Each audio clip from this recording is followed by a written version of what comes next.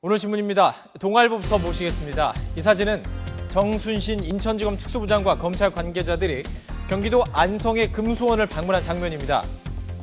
신도들에게 유병헌 씨를 만나고 싶다고 하자 이들은 여기에 없다, 약속을 하고 밖에서 만나라며 거부하는 그 장면을 보고 계십니다. 검찰은 이렇게 15분 만에 자리를 떠날 수밖에 없었습니다. 신문은 이 장면을 놓고 이렇게 묻고 있습니다.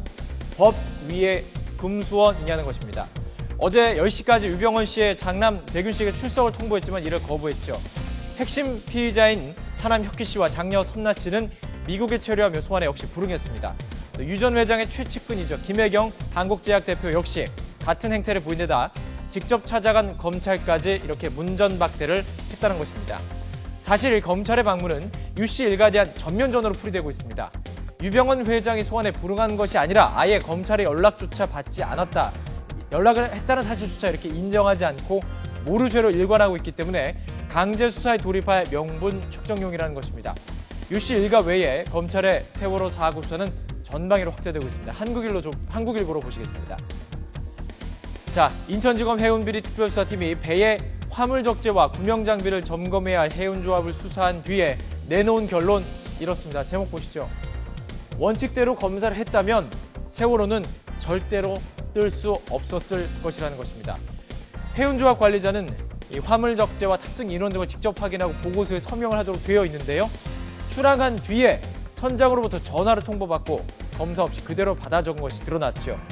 또 구명장비 검사 역시 15일이나 넘게 걸리는 작업을 이틀 만에 졸속으로 끝낸 사실도 역시 밝혀졌습니다. 화물 적재, 탑승 인원, 구명장비 등 어느 것 하나 제대로 검사가 이루어진 게 없었던 것입니다. 그렇다면 지금도 이런 관리의 구멍 어디엔가 일어나고 있을 수 있을 텐데요. 서울신문은 항공사고에 집중했습니다. 서울신문 보시죠. 국내 항공기 사고가 최근 5년간 집중되고 있다면서 하늘이 불안하다는 것입니다. 자, 이 표를 보시죠. 2009년부터 크고 작은 항공기 사고가 잇따랐다는 것을 알 수가 있습니다.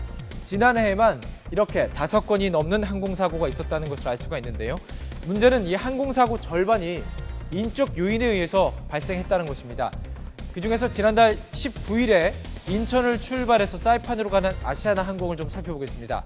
오일 필터 이상이 생겼습니다. 규정대로라면 회항을 해야 하는 상황에서 비행을 강행했습니다. 그리고 목적지에 도착해서 보니까 엔진을 교체할 정도로 심각한 상황이었다는 것입니다. 이런 상황에서 정부도 대책을 발표하고 있지만 처벌 강화 중심이어서 뒷북 대책이라는 것이죠. 항공사고 큰 인명피해로 이어질 수 있기 때문에 예방이 최선입니다. 사고를 막는 실질적인 대책이 시급해 보입니다.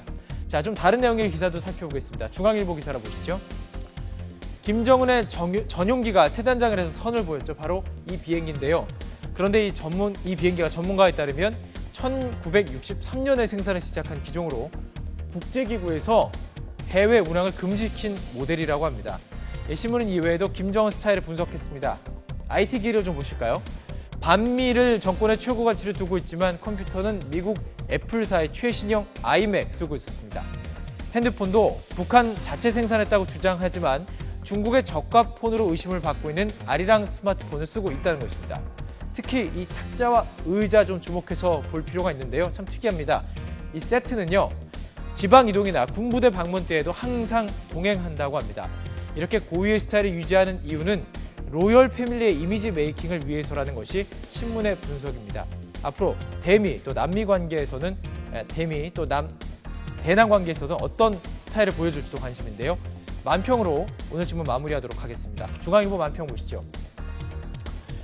해경의 세월호 구조와 사고 수까지 이렇게 표현했습니다.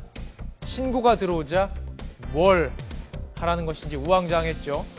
구조는 이렇게 멀뚱 보기만 했고요. 수습은 멀기만 한 이야기라는 것입니다. 그런데 책임을 묻자 멍하던 해경이 왜라며 정색하고 있습니다. 검찰은 해경의 소극적인 구조 정황과 관련해서 본격 수사에 들어갔고 감사원도 특별감사에 착수했습니다. 국민들이 납득할 수 있는 결과물이 나와야 할 것으로 보입니다. 지금까지 오늘 신문이었습니다.